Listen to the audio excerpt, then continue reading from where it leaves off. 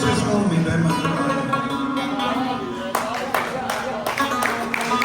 Nefes bulunlarda çok okuyordum. Cemaat gerçeği söylemenize. Başladı Cihan'ı o mahilemen işlet ettiğim geceler beni belirledi ya. Zaman buradaki şimdi öyle ses okuyordum. Cemaat Kur'an olsun ders baba gecelerden okuyor. Az baba tarsalan sakladı. Babam bekti kimdi tarsan sakladı böyle. Dedi ay cemaat ben o gezelerde okumram. O Mekke gezelerdi, Mekke gezeleri. Doğrudan Seyyid Azim Şirvani'nin Mekke gezeleri mevzusunda silsile gazelleri var. Onların uşağı.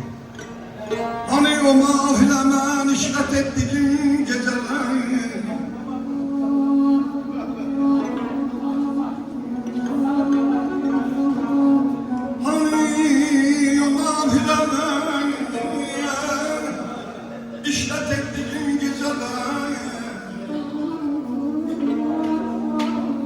Tuluvi sübh kimin sohbet ettiğim geceler.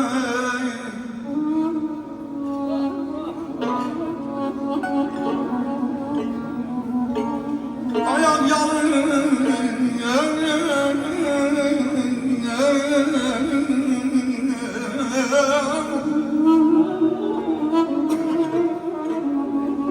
ayak yalın baş açık zemzemi silişki tökür tevaf-ı kuyu için niyet ettiğim geceler.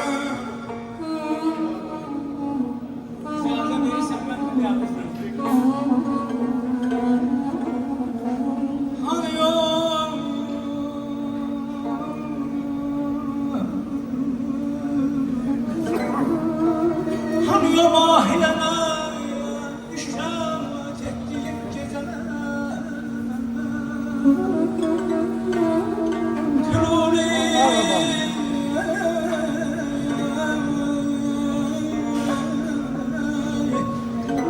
Tüluli sübh kimin sohbet ettiğim geceler.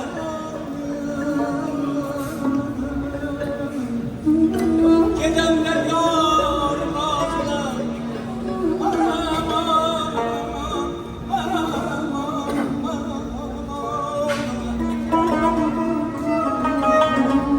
Gidende yar nazılar gurbet kenardan öpür.